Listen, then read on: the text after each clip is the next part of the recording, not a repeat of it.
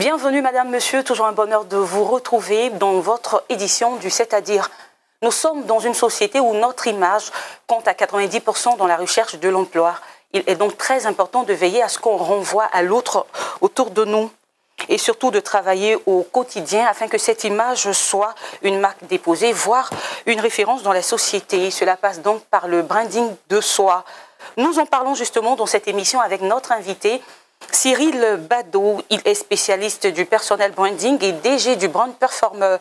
Avec notre invité, il sera question, Madame, Monsieur, de savoir comment construire une image de marque qui vous garantisse votre futur emploi.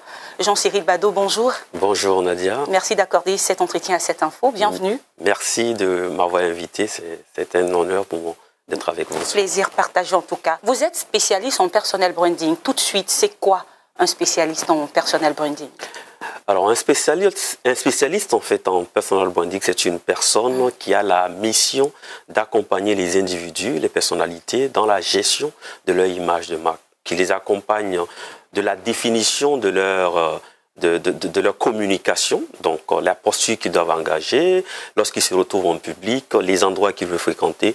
Tout cela, en fait, en tenant compte de la vision et des objectifs professionnels de l'individu. Donc, on va dire, c'est celui qui est derrière, qui trace en fait les sillons, qui dit « Ah, ici, ce serait bien de faire comme ça. Ici, ce serait pas bien de faire comme ça. Si vous êtes invité sur un plateau de télé, ou bien vous devez parler en fait à tel public, voici le type de vêtements que vous devez porter, voici comment vous devez vous adresser en fait aux gens. » Voilà, c'est vraiment celui-là qui encadre. Parce que l'objectif derrière, c'est de pouvoir véhiculer une image positive, attractive, et surtout qui est en cohérence avec qui on est, et ce qu'on veut véhiculer comme identité de marque. D'accord. Maintenant que la définition est toute faite, pourquoi il est important pour une personne lambda, justement, de se construire une image de marque? Il est important, déjà, je veux juste faire une petite halte pour dire que quand on parle de personal branding est une discipline du branding.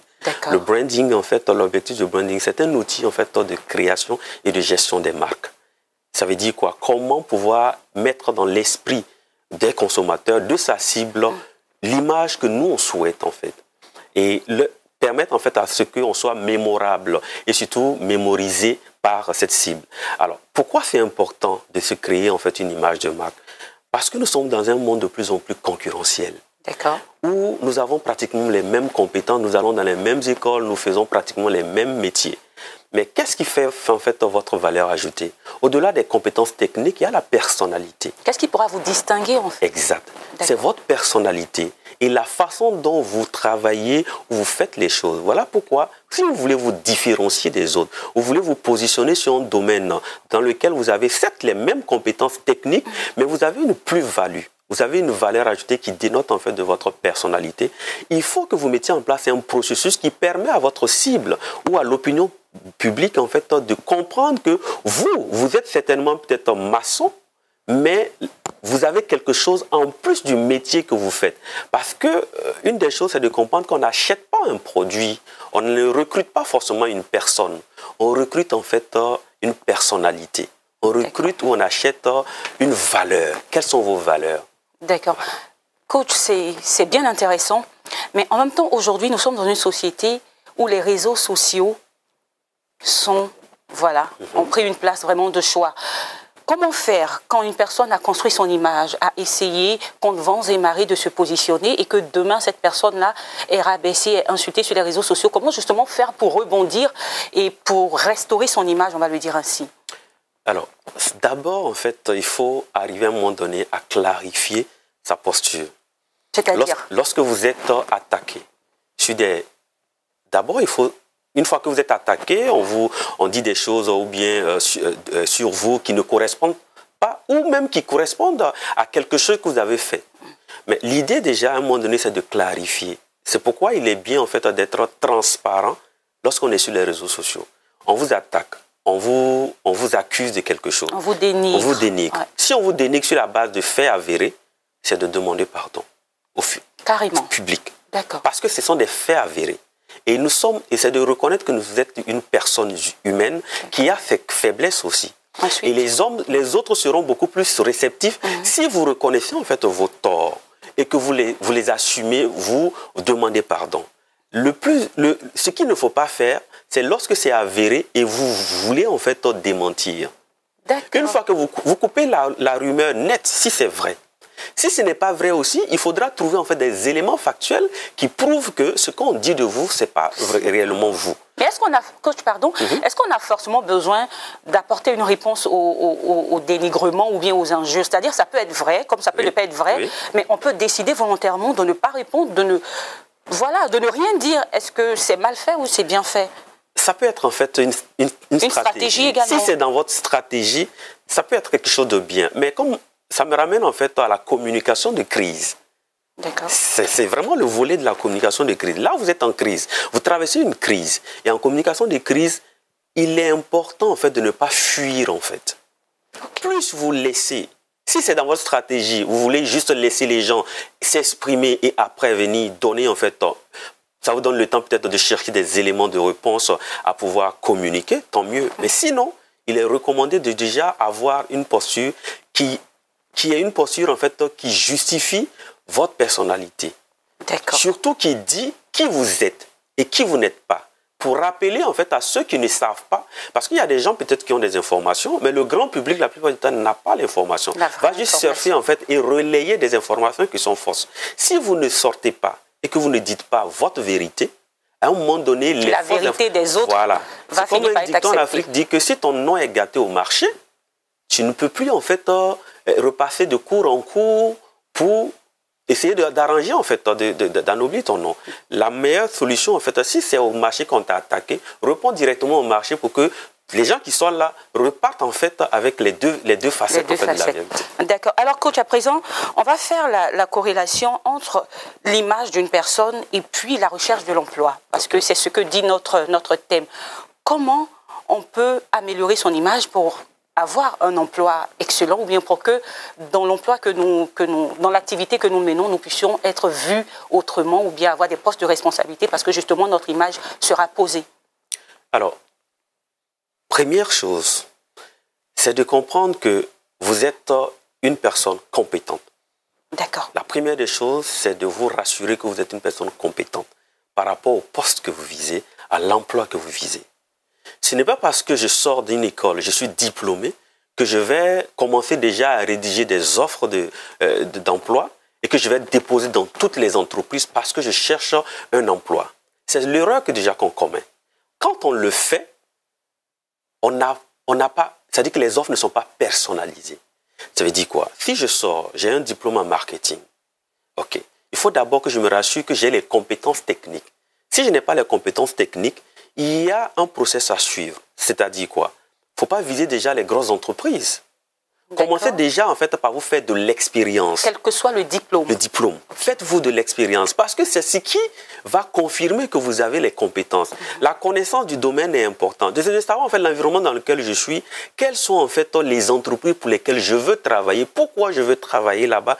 Peut-être parce qu'en fonction de mon tempérament, de mon plan de carrière, je pense qu'en travaillant là-bas ce sera bien. Mais vu que pour l'instant je n'ai pas encore les compétences, il faut que j'utilise en fait le levier en fait des entreprises, des petites entreprises, des petits bureaux d'études qui peuvent me permettre en fait d'avoir la main, de comprendre l'environnement, on va dire le contexte dans lequel nous vivons. Une fois que j'aurai peut-être 1 an, 2 ans, j'aurai eu en fait ces compétences-là, je vais m'adresser maintenant, postuler par exemple pour l'emploi dans l'entreprise idéale pour laquelle en fait je veux. Ça c'est important. D'accord, mais en même temps tu peux sortir de l'école et puis avoir la chance d'être appelé par une grande entreprise. Oui. Tu ne vas pas, voilà. Si on t'appelle, c'est que parce que on voit déjà en toi un potentiel.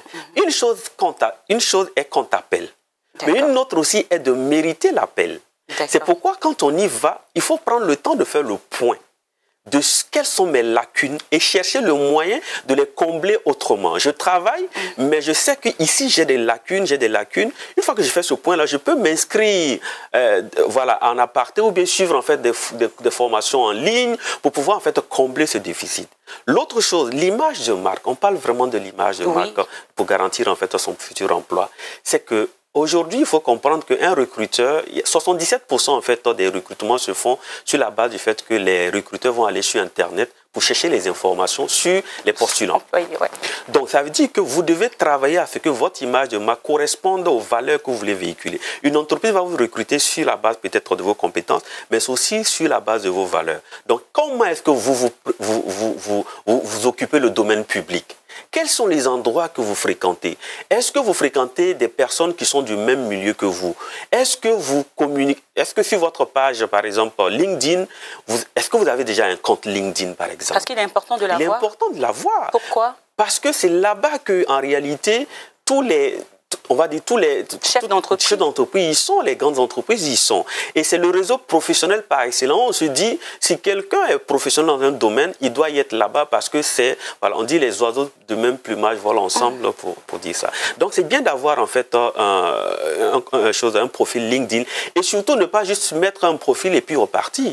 Si vous participez à une formation, c'est important, une actualité qui est importante pour vous, pour montrer par exemple à vos futurs recruteurs que il est intéressé vraiment par le domaine. Il suit des formations, il participe en fait à des activités extra-professionnelles qui sont en lien avec le domaine dans lequel il étudie. C'est important. Aussi, l'environnement, je parlais de l'environnement. Est-ce que vous fréquentez les domaines dans lesquels, les clubs par exemple, si vous êtes marketeur, cherchez dans votre ville, est-ce qu'il y a un club de marketing? Est-ce qu'il y a une association peut-être des infirmiers? Parce que c'est en y allant aussi que vous allez apprendre plus sur le domaine dans lequel vous voulez vous lancer, mais surtout vous tissez en fait des relations. Et ça, c'est aussi important. D'accord. Voilà. Donc, il y a autant d'éléments. Oui, c'est très intéressant. Et ce sont des choses qui se font avant d'intégrer peut-être l'entreprise. Mais une fois qu'on fait partie de l'entreprise, c'est-à-dire qu'on a pu séduire le recruteur, oui.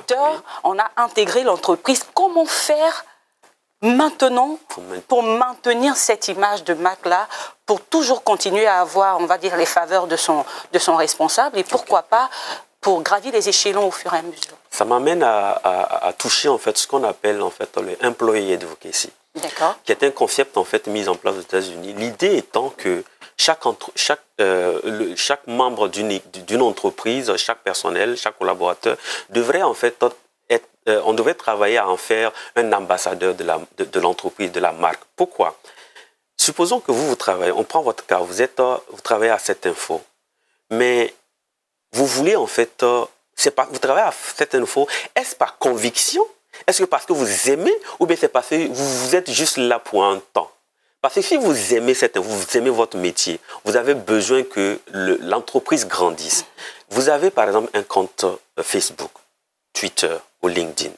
Cette info est sur les mêmes plateformes. Pourquoi est-ce que vous ne partagez pas les infos, par exemple? C'est la question qu'on se pose.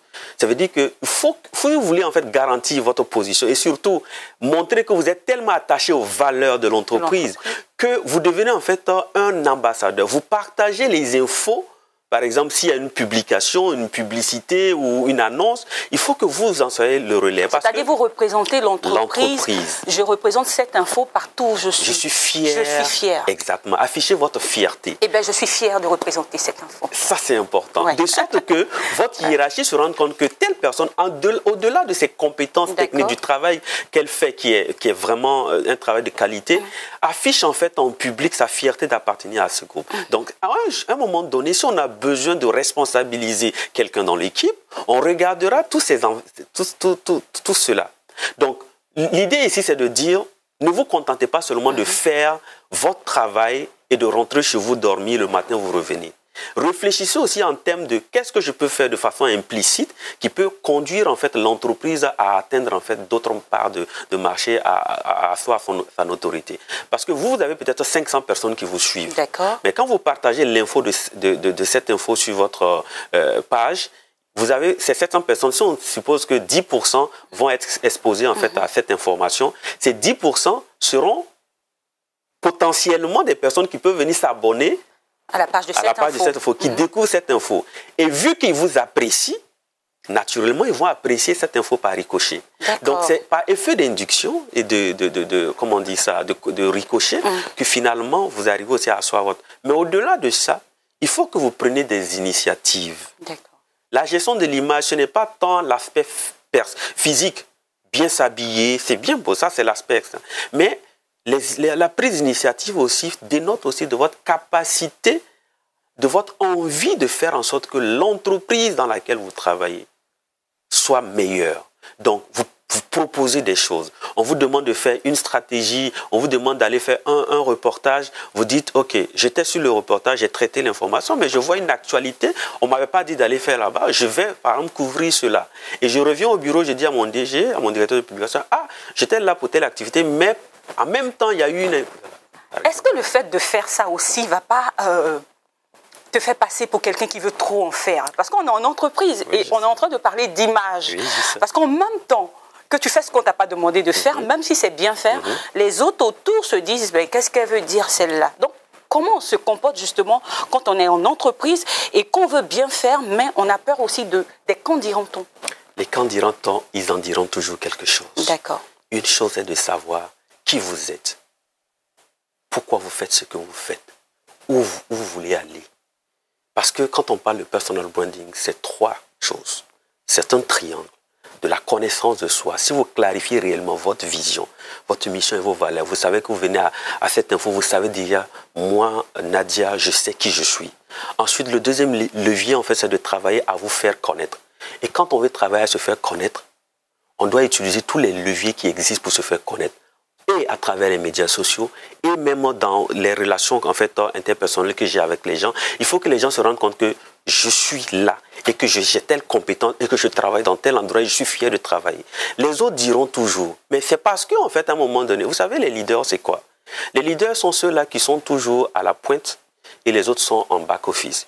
En fait, leur avantage, c'est qu'eux, ils inventent l'avenir, pendant que les autres se contentent en fait, de décrypter en fait, leurs actions.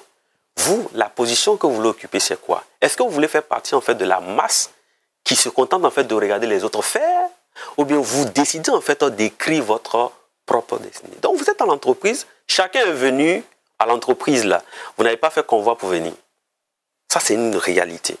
Et le domaine de l'entreprise privée surtout, c'est un domaine en fait, de concurrence. Soyez droit dans vos bottes. La seule chose qu'on ne devait pas faire, c'est de faire des choses qui vous sortent en fait de vos valeurs.